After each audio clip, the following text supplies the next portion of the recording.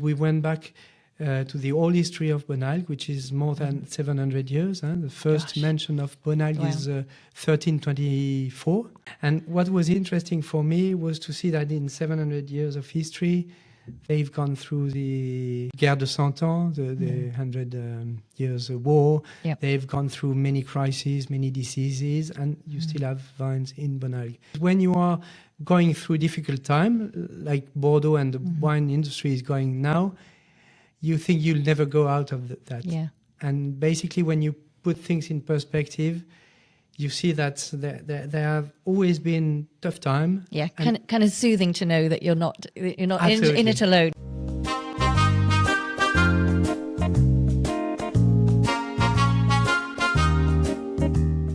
Hi, I'm Jane Anson. Thank you so much for joining me for this episode of the Wine Podcast. And today I'm sitting down with Jean-Baptiste Bourotte. He is the owner of 5 wine estates across Bordeaux, including one of my favourites, the Real Insiders Pomerol Clos du Clocher. But he's also a négociant or a merchant. So he wears those 2 hats, and he has a lot of really fascinating insight to share, not just about making these kind of luxury wines, but also selling them at a time when it is not always easy to do so. So really, I think there's plenty of pearls of wisdom that we can all get from this. Please share it with any friends that you think would enjoy the insights. Let us know what you think. Let us know if there are any other particular subjects you'd like us to cover. And let's get going. Okay, enjoy. Let's go meet Jean-Baptiste. First of all, Jean-Baptiste, thank you so much for joining me today. My pleasure, really.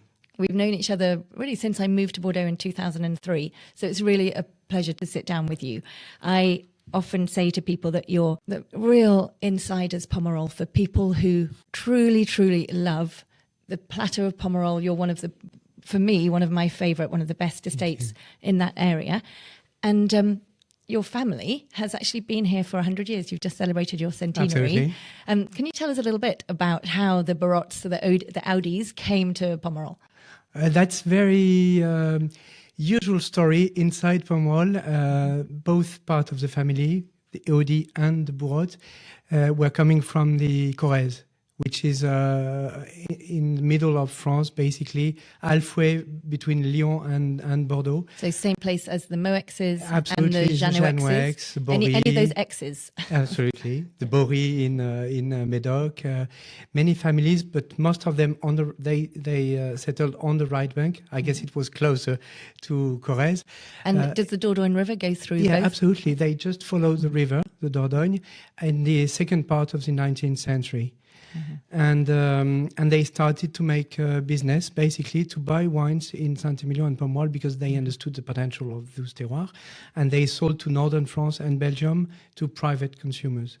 And that because they were people from the land, they started with the money they had been making with the business to buy nice plots in Saint-Emilion and Pomerol. Right. So both part of the family had the same story. The Audy were coming from Plateau de Millevaches, which is very cold and desert place, and the other part, the Bourot, were coming from southern Corrèze. Okay, and so what that means is that you still today have 2 sides of the business. So you own 5 estates in Bordeaux, including 2 and 3, in fact, in Pomerol. And you also have the Negociant business. Can you tell me which of those 2, so that's 2 kind of very different hats, which of the 2 do you feel is most like you, that you feel most at home doing, and what do you get from both sides? When I decided to come back to the family business, my interest, and I decided to come back because we were doing both jobs. At the same time, the wine merchant company and the production. I thought it was really nice for me to follow the bottle from the vine basically to the final consumer. But now I've been doing that for certain amounts of years, too many. And I would say definitely I'm the outside guy. I enjoy what we are doing in the wineries. That's my inner character and the way I And is that because you have memories from when you were young working in the vineyards? I guess, but I think it's more a question of your personality, I would say. Or you are outside. I see that with the kids we've got. One was definitely the guy inside and would never go outside to play with me or to see what we're going at the vines. And the young wine is really the guy who likes to be outside. I think it's really your personality. And I like the very precise, the relationship with nature, the relationship with the vines, how we understand what it needs, the soils, that global concern about one vine and its environment. I really like that. And to follow and to see how we can, from a very specific place, you can produce a very specific wine, maybe very different from what we do 10 kilometers away from there. And that is maybe not what you expected when you came back. No. Because you were actually working for a luxury brand for Richemont, is that right? Yeah, Richemont. And you were working Cartier in South America. So perhaps you thought that it would be the négociant side, the merchant side, that you would find most interesting. Absolutely. Most interesting, I don't know, but it was more my culture of company and running a company and people and everything. And I have to say, when I called my father to tell him I would like to be back and work with him. Was he immediately thrilled? Yeah, at least he let me think that he was. No, I think he was happy with that. I had been living 8 years, or more than that, because I studied in Paris, so 10 years, and I think he thought I would never come back, basically. And he was seeing me traveling everywhere, working with Cartier, and I think he didn't expect me to call him, and he was happy, I think. Was there one moment when you thought, I'm going home? I had been thinking about that for a few years already, without saying anybody, because I didn't want any. I wanted it to be my decision. Yeah. But the idea was I couldn't see me working in a very big company for ages and doing a whole career, spending more time reporting things than actually doing things. Right. Yeah. And so when I started to have it clear for myself, I was thinking about asking Cartier to send me somewhere else in a small subsidiary, like my first experience was in South America, or building a company on my own. And then I thought, I don't need to do that. I don't need to do that. There's a nice story to carry on. There's a small company that may be interesting in your experience. And then why not? So I called first my sister, she's older than I am, asking her what she thought and if she wanted to be back. And she told me, no, I've got my whole life in Pays Basque and I won't be back. Go ahead, I trust you 100%. Then I called my dad to say that I may be interested. We had a long talk. And the idea was we would spend 3 years together. And this was back in 2002? Yeah. Yeah, you were just 1 year before I arrived. And the idea was we would spend 3 years together and then he would quit or find another way to be involved. But the final decision would go back to me after 3 years. Definitely, I thought the wine merchant was easier for me. It was company. I knew basically how to run it. It was buying, selling, talking with customers, traveling everywhere. It's things I had been doing at Cartier. And that still exists. You still do that? I still do that. I still like it very much. Basically, we had said 3 years together. And when I arrived at the wine merchant company, he told, this is the keys. We'll see each other once a year. He probably knew he'd have scared you off if he'd have told you that bouffore you arrived. So that was very quick at the wine merchant company, basically. And I was lucky to have a full team already organized, and it was quite easy. It took longer in the vineyards because it was not my you had studies, to learn more. And I had to learn more, basically. So we spent quite a lot together, 3 years.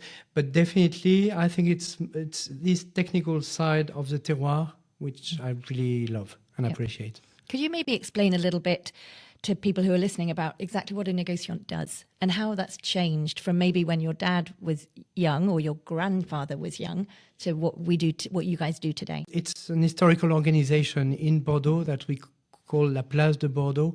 On one side, you've got the wine merchant company. On the other side, you've got the vineyard and the domain. You have to think that maybe 200, 300 years ago, it was a complete different job to produce wine and to organize sales and shipments to the UK or to Netherlands or whatever. So from the beginning of the history in Bordeaux, things have been split, basically, and we carry on with that organization. So La Place is gathering the vineyards, the domain, the Château, the wine merchant, and inside you've got a guy which is called the courtier, which is in charge of making the contract exist and making sure that putting the two sides together. Exactly.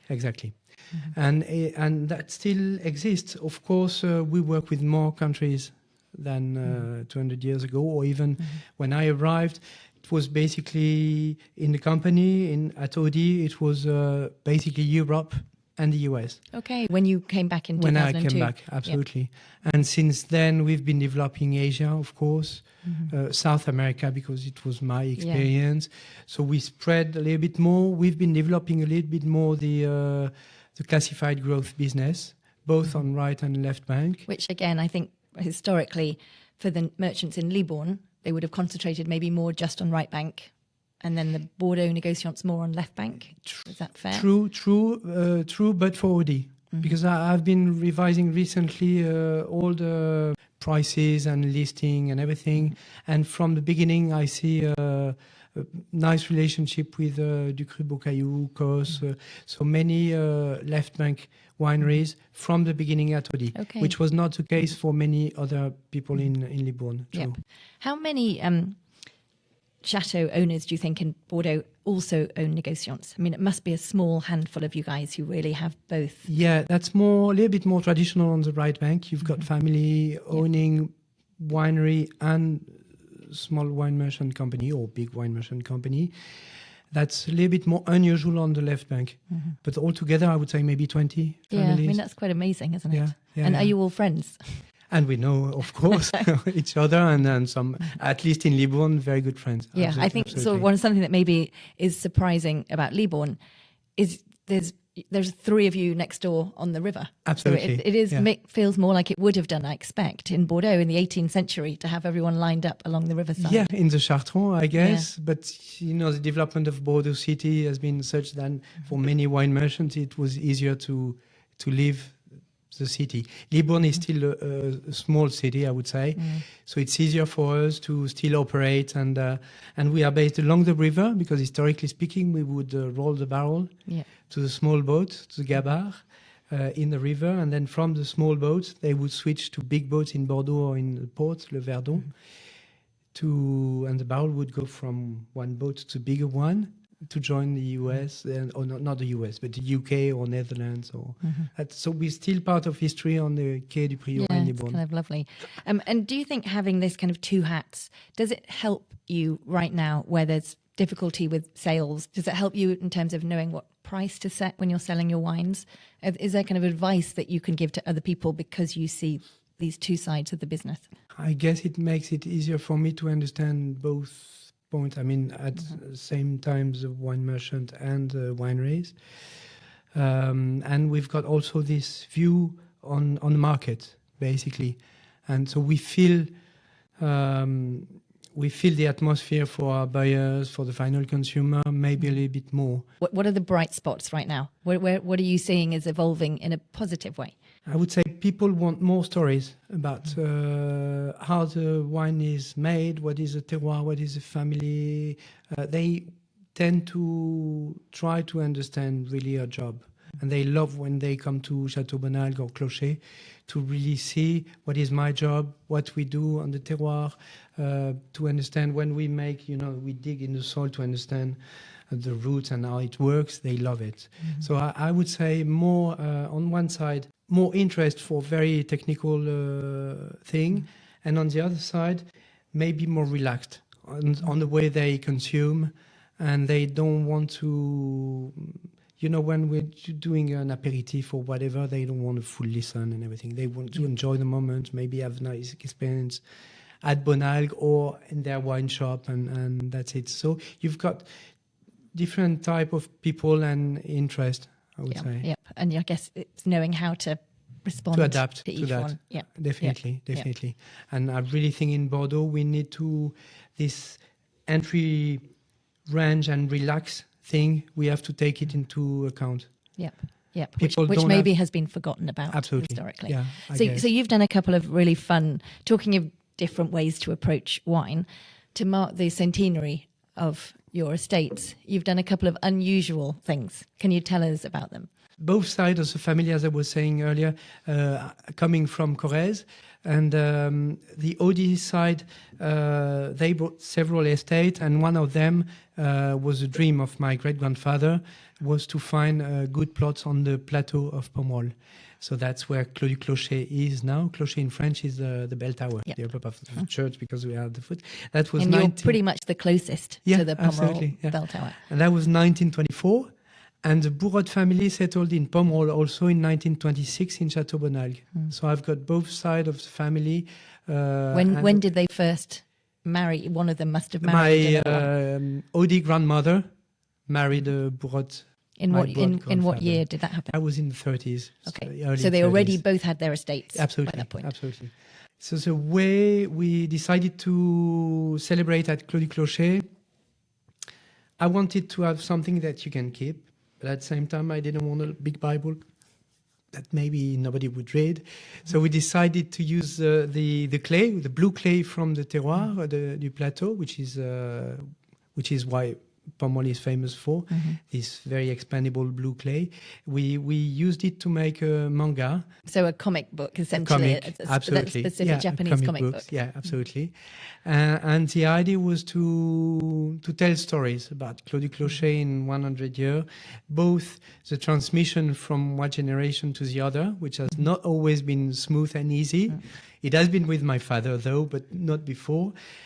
And also family stories around that, and discussion, and how you should manage a winery, etc. And at the same time, some technical ideas about the terroir, the organic we're working with. And how did you find the artist to do the manga? It had to be from Bordeaux. That was a key point for me. We try to do everything locally.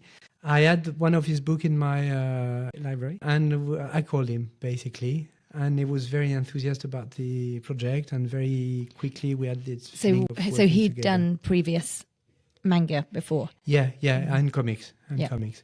So basically, I brought the stories because they were family stories. So I was. Can you tell us one? What's the story that opens the book?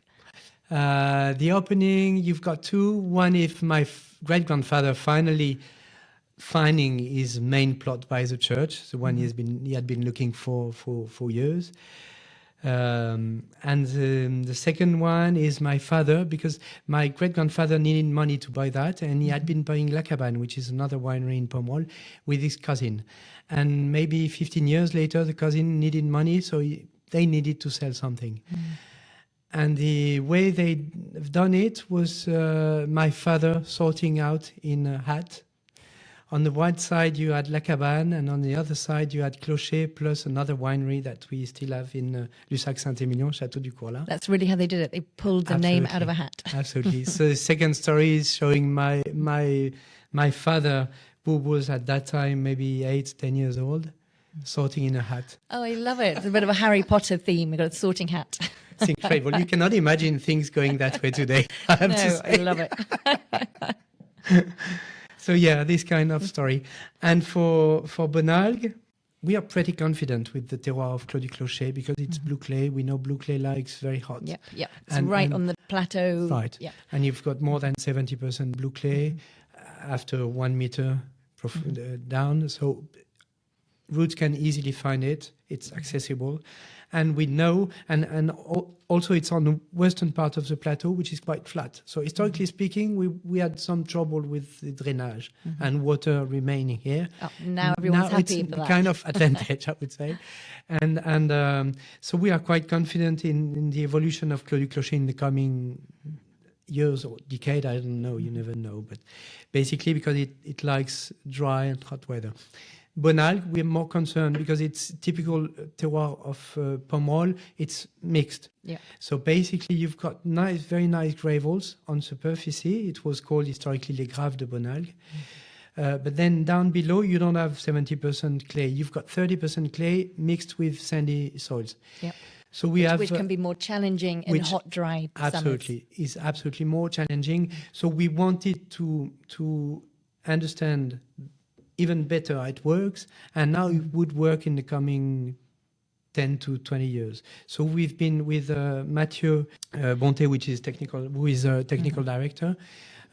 We've been writing basically what is our job today and what we think it will be in 10 and 20 years, especially for Bonalgue, and how the terroir of Bonalgue would resist to that new conditions.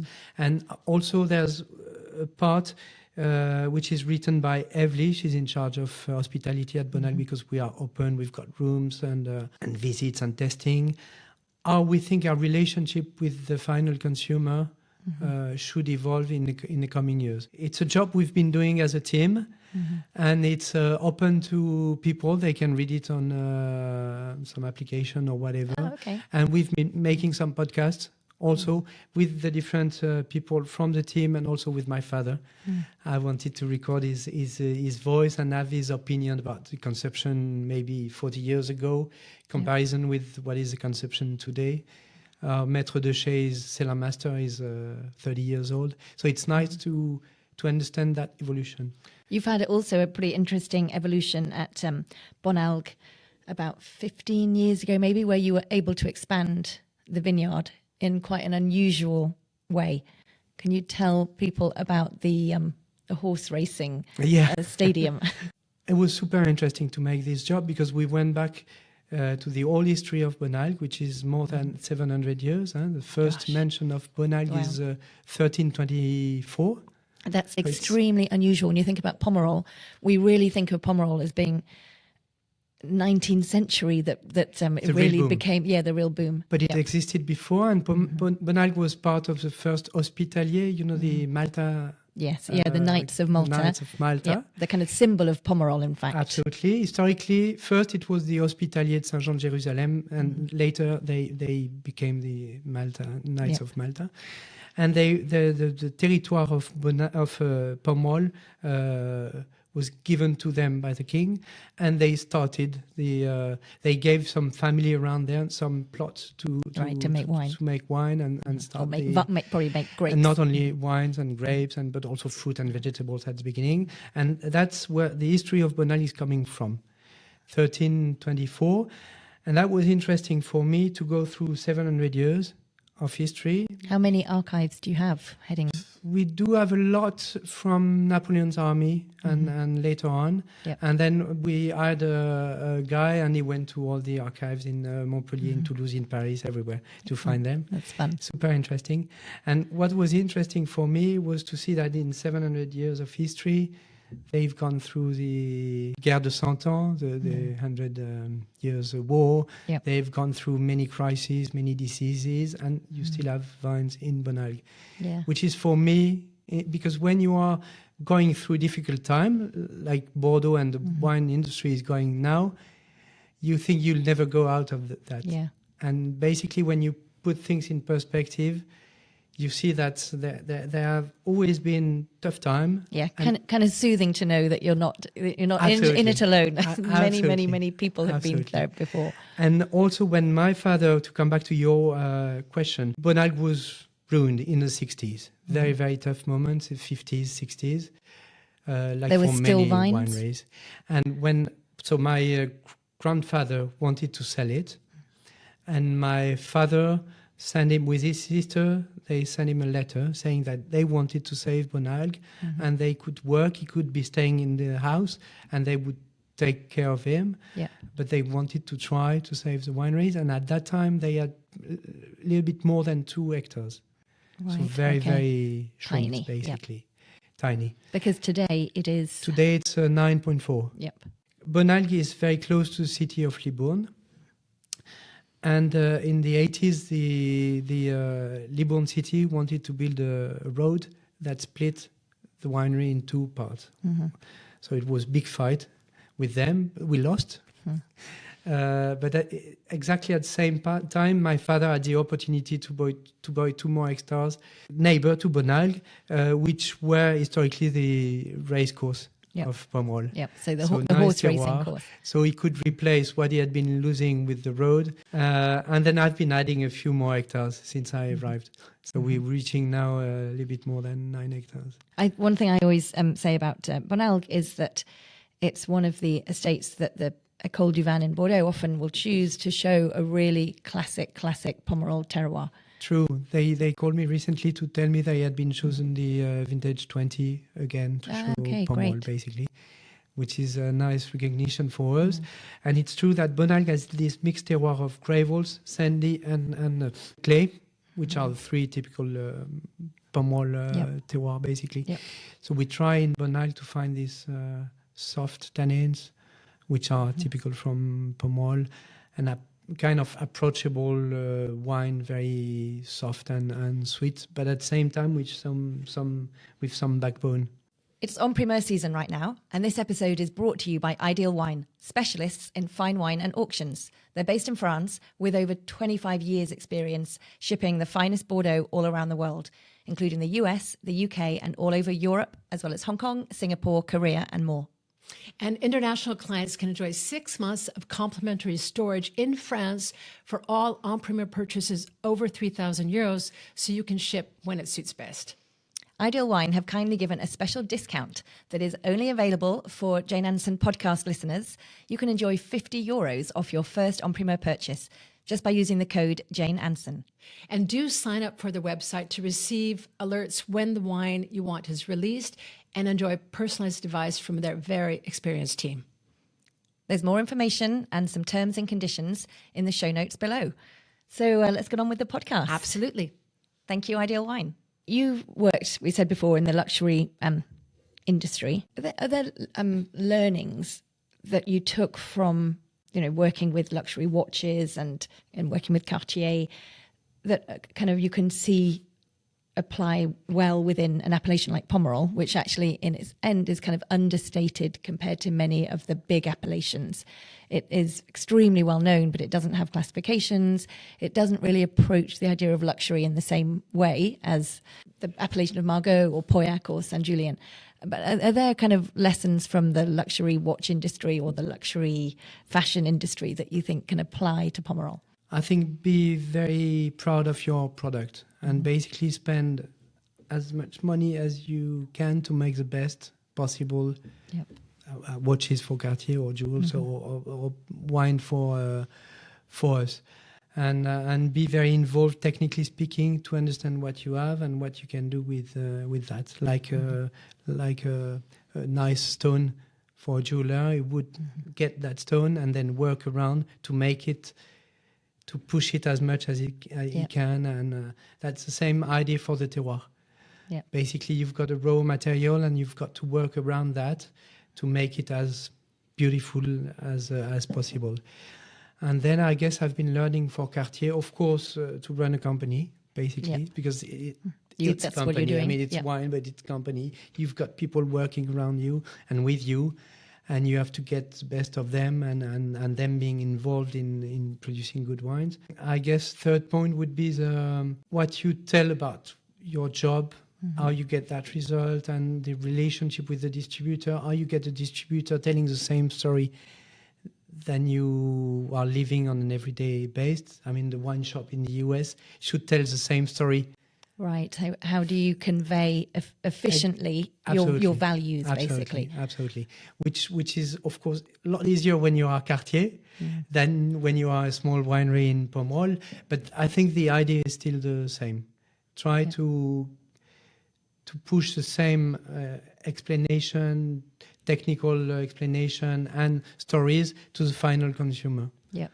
Definitely. That's really good advice. Do you know, I can remember once you telling a group of people who were coming to your Negociant, actually, not to the winery, that one of the other things that you learnt working in Cartier was even if it is perceived to the outside world as being extremely prestigious and extremely luxurious, you have to not forget you still have a job to do. And internally, it's not about that luxury. It's about doing your job effectively. Absolutely. I can remember that being very striking, you saying that. Absolutely. And not, I saw sometime in luxury, people getting confused with their significance, would you say that? Yeah. And the one of the brand, completely different.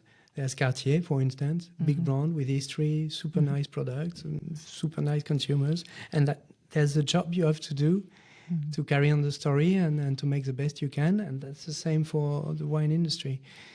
And Pomerol is very tiny, so no classification, as you said. But I think the main thing for Pomerol is, do your job and explain what you do to people, why this terroir is so specific, a neighbor to Saint-Emilion, but doing two kind of top wines, but in very different way. So carry on doing your stuff and explaining people that you're actually working. Thank you. Okay, so if we could look at the harvest, what is the single decision during your year that you get most nervous about making? Several times over the year. First, the very stressful one would be frost, but there's nothing you can do about that except turning on the windmill but basically it's not in your hand. And there are a lot of things in the wine industry and wine growing which are not in your hand. First, that's something you have to accept when you decide to become, work. To choose this life. Yeah. What do you do? Do you practice meditation? Do you do lots of jogging? What? I try, but it's key point. I think some people cannot adapt to that job. I think my job is more to look at what I have and to try to do the best I can with that. Instead of starting 1st of January saying this is the result I want. Right. It's impossible, basically. My job is to adapt every day. And I have to accept that sometimes we've been doing everything we could and we have frost or we have got hail or because nature is just bigger than you and you have to accept that. It's a very key point. So frost would be the first very tense moment in the year, but there's nothing I really can do about that. The second would be spring, because that's when some diseases can attack. So it might be mildew. It can be mildew. Or rot, maybe even. But basically, mildew is a big concern at the moment. And then there's something you can do. At Clocher, we are organic, so we don't have many products to act, but you have to find the right time to come and make your treatment and decide when you're gonna do it. And if you are, I remember a few years ago we were attacked a little bit. We decided to go in the vine and take everything out to try to clean a little bit the ambience, I would say. So that's tough moments because you can do things wrong and that can turn very quickly into something difficult. And I guess the key thing there, and probably for both of those, is you have to be close to your vineyard. And I suppose that's where Pomerol has an advantage. A lot of people live on site or nearby and they're smaller vineyards, so you can actually keep track and more react easily. very quickly. But you have to go there every day, basically, and check what's happening. And we've got 200 applications of weather forecast. Yeah, of course. That you have to make your way inside. And then, of course, the third one would be when we start the harvest, I would say. Right. Which is always a question for us. And that's probably become harder the last couple of years with everything being so chaotic weather-wise. I don't know if it's harder. The decision is different. When I arrived 20 years ago, very often the decision was, do we wait a little bit more to get a little bit more maturity, or do we harvest now because then the rain may come and we've got botrytis, for instance. So it was always this competition between maturity and botrytis. Now it's more a question, I would say, because we come to maturity earlier than 25 years ago, and we harvesting maybe in the first days of September, we've got less risk of botrytis, which is, this mushroom coming with humidity. So the rot. And because we've got nice Septembers. So it's easier, but the decision is more technical at the end. It's less physical, it's more technical. What is the kind of aromas we want? How much freshness do we want? So it's more, I would say it's more a style question of where we want to bring Clocher or Bonalgue, and which aesthetic we want to try and give the wine. We've got 5 different wineries, estates, and basically they are maybe the longer distance is 10 kilometers between Bonalgue and Château du Clocher in Saint-Emilion. So basically I would say the same weather conditions, Yes, yeah. more or less. Yep, but very different. You've got some But very different limestone. results, You've got some always. different. Because in Lussac we've got some limestone, because in Clos du Clocher we've got the blue clay, because in Bonalgue we've got this mixed terroir. Yeah. So the soil, it is what is fantastic with wine, I think, is that the soil itself is like going through the vegetal, the material, and giving a different expression in each glass. Yep. That's what I like. It's not like my customer here wants this style, so I'm gonna. No.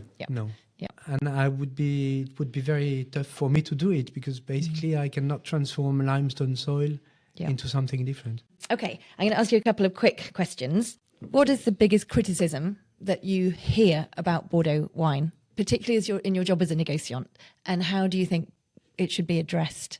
I think the biggest unfair is that people imagine Bordeaux with very nice chateau and people never working in the vines.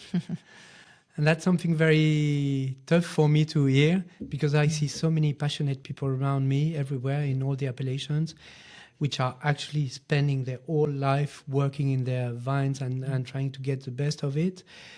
And very technical people. And the evolution of that job has been amazing over the last 30 years. So that would be the most unfair thing, I think. Thank you. Okay, I'm just going to put you straight into a different area. What book are you reading right now? Do you like reading? And is there a book that means a lot to you? And what are you reading right now? I love reading. I love. That's the way I do meditation, basically. I just finished a book from Marie-Hélène Lafont called Hors Champ. Hors champ. Hors champ. Yeah. Champ as in a field? Yeah, absolutely. But there's a French expression, hors champ, like you are seeing things from outside. Oh, nice. Okay. And it's a story of a farmer family. Not very... We would say a busman's holiday, like you're reading about something that you do in life. Yeah, exactly. That's not always the case. But I like the way she put things and how tough it is to be a farmer today. Oh, interesting. Yeah. Is it set? Is it modern or is it set? No, it's a little bit beginning of century, but it's still, you feel that transmission and you feel, as I was saying, some personality which are not made to be farmers. Yeah, I think that's such an interesting point. Yeah, I think it's really important. And then I just started a big Bible of French history. Oh. Made by Eric Anson and different historian people. Oh, excellent. To kind of catch up on things that you probably learnt at school that maybe you have forgotten about now. Yeah, kind of. we all need to do those. Do you like cooking? And what is your go-to meal to cook? I like to cook. I like very much to cook pâtisserie. Oh, really? Yeah. Well, that's an unusual... Absolutely, but that's something I started when I was living in Uruguay, in South America. Yep. Because they've got very good meat, very good food. But I would say I wanted the good French pâtisserie that I couldn't find there, basically. Oh, and what kind of stuff do you do? I do. Do you make your own pastry? Yeah, sure, yeah. Any, blackberry pie, whatever, crepes, simple things. Something a little bit more complicated, but I love to do it. It's like. That's also a kind of meditation. Yeah, I think it's good activity to make with kids. Yeah. Because they have to learn the step recipe that and especially pâtisserie. You have to do things in order.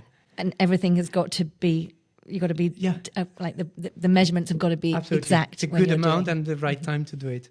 So that would be what I do when I'm cooking, but I also do ratatouille, I love. Classic. Very classic, very French, but always good. Yeah. Excellent, thank you.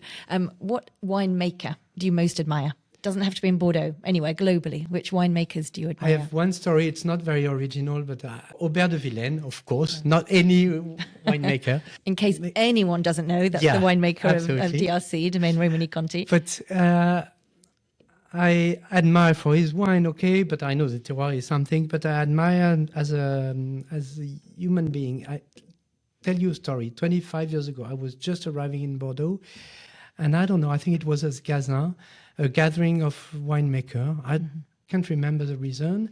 I arrived late, and there was one space to sit to have lunch. So I sit, I start to talk with my left neighbor. didn't know who he was, and we started to talk about troubles we had in the vines and how to work properly. And after maybe 45 minutes, I understand I'm seated next to Aubert de Villaine. And I guess everybody was, the seat was empty because they were all scared to sit next to him. And I thought it was incredible for such a guy to be seated 1 hour with a young, very, very young guy arriving, maybe saying a lot of nonsense and just sharing his life as a winemaker, his experiences in the vineyard. Without noticing.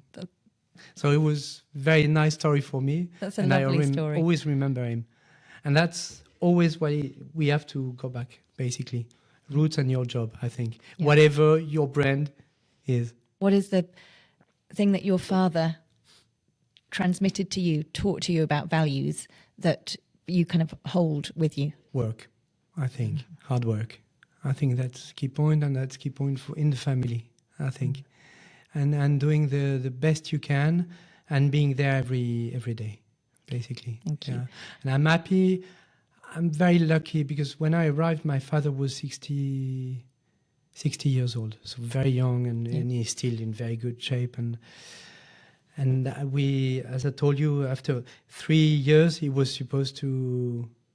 to stop. Yeah. So we had a kind of fight at this moment because it was time for me to be in charge. So we had big arguments, and then finally my mom told me, it's very hard for him to let everything. Go. Yeah. So I wrote a letter, many letters during transmission in the family, and I offered him a job as a consultant for us. Oh, and he took it with pleasure. And I believe pleasure. Even today, pretty much every time I go to the winery, I see your dad. Yeah, it's part of his life. And I was saying I'm lucky because he's coming from a generation who wanted to make very, very big and structured wines. Yeah. And then he understood very quickly that we were evolving. In his generation, you needed very, very clean soils, nothing else but vine. Yeah, now we've got a lot of cover cropping. Mm-hmm. And he accepted that change. Yep, which is probably not always the case. I think. Yeah. And that was always through talking. We're very different, but I think the ability to share and talk and maybe fight sometimes was key points from one generation to the other. Thank you. Okay, 2 more questions. Vintages that you would recommend that people drink now of both Clos du Clocher and Bonalgue. What should they be reaching for in their cellars right now? I think 16 of Clocher is starting to open very nice vintage in Bordeaux. And Bonalgue, maybe if you like a little bit younger wines, you can start to open 19, 20. Yep. One or the other. Thank you. It's been wonderful chatting to you. It's so lovely to hear everything about your vineyard. And thank you so much. Thank you, Jane. Okay, well, thank you so much for joining me and Jean-Baptiste. We really enjoyed that conversation. I hope you did too. Don't forget to share this with any friends that you think would enjoy it too. Maybe some Pomerol lovers, maybe people who are just interested in the business side of how Bordeaux gets sold. And don't forget that this is brought to you in association with Wine Searcher. Wine Searcher is a completely indispensable tool for wine lovers. I use it all the time. You probably do too. But you might not know that if you go to Wine Searcher Pro, you get a far greater range of merchants wherever you are or wherever you're hoping to buy, different format sizes. You can look for magnums, you can look for half bottles. All that kind of stuff becomes much easier with Wine Searcher Pro. And we have an offer. If you use the code JaneWS, we'll put the link and all the information just in the show notes here. Then you'll get 10% off your first year of Wine Searcher Pro. So please enjoy and come back next time.